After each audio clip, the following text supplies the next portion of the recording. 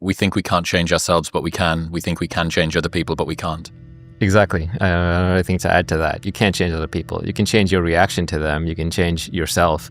But other people only change through trauma or their own insight on their own schedule, and never in a way that you like.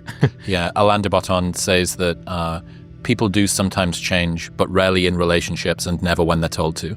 Absolutely. Yeah, the fastest way to kind of alienate somebody is to tell them to change. In fact, the Dale Carnegie School of Public Speaking, the way that operates is they get you up there and they realize that the number one problem with public speaking is that people are very self-conscious. And so people who are practicing in the Dale Carnegie School of Public Speaking, I don't know, I never went through it. I heard this secondhand, so I could be wrong, but I like the story, where they get up and they start speaking and the people in the audience are only allowed to compliment them. Genuine compliments, not fake compliments, on things that they did well. But you're not allowed to criticize them on things that they did poorly. And eventually they kind of get through it and they develop self-confidence.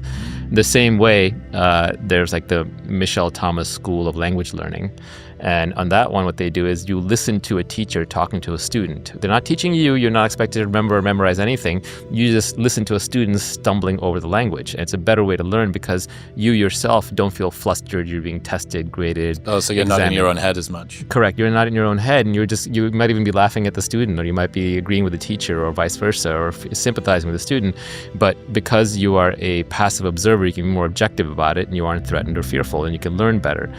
And coming back to the original point of you can't change people, if you do want to change someone's behavior, I think the only effective way to do it is to compliment them when they do something you want, not to... Positive reinforcement. Yeah, exactly. Not to insult them or be negative or critical when they do something you don't want.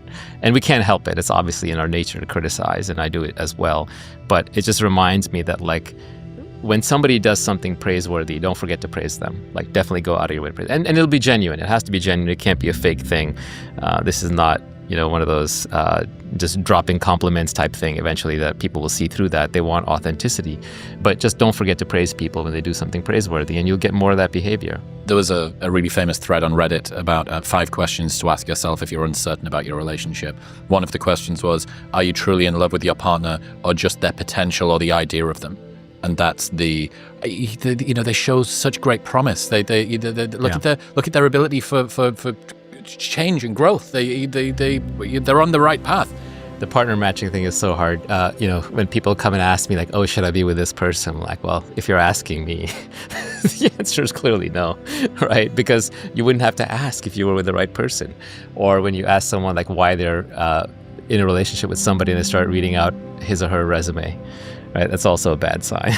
What do you mean? It's like, we have so much in common. We like to golf together. It's like, it's not a basis for a relationship. Or, she's a ballerina, or, he went to Harvard, or what have you. These are the resume items. That's not who the person actually is. What's a better answer?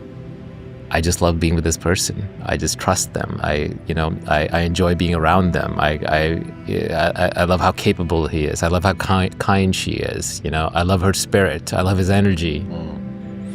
The more materially and concretely definable the reasons are you're together, the worse they are.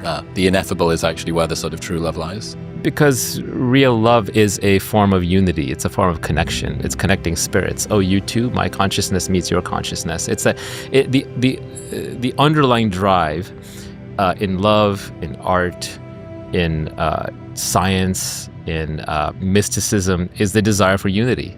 It's a desire for connection. As Borges famously wrote, in every human there's a sense that something infinite has been lost.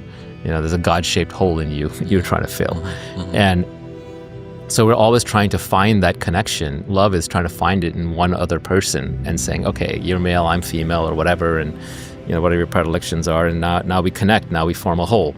A connected whole. Or in mysticism, it's like, it's all about, okay, sit down, meditate, and you'll feel the whole. In science, it's like,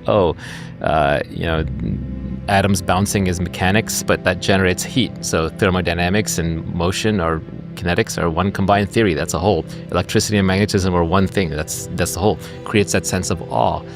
In art, it's like, I feel an emotion, I create a piece of art around it, and then you see that painting, or you see the Sistine Chapel, or you read the poem, and you feel that emotion. So again, it's creating unity, it's creating connection. And I think everybody craves that. And so when you really love somebody, it's because you feel a sense of wholeness by being around them. And that sense of wholeness probably doesn't have anything to do with what school they went to, or what career they're in.